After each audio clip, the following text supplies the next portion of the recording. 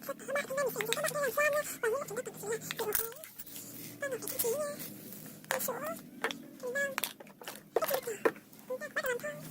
Trước tiên chúng ta sẽ cho một lượng vừa đủ thôi. Bởi vì mình có một cái cục khá to rồi nè, mình làm vừa thôi. Đó, ok bạn cho nước này, mình quên đi dẫn. Khoan, mình cho từng các bạn đấy. Trộn thì cho bằng vẽ, cho bằng hạt ngô thôi. Đây rồi.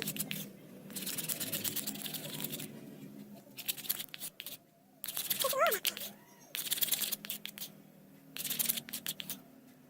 trộn nào chúng ta sẽ cho nước.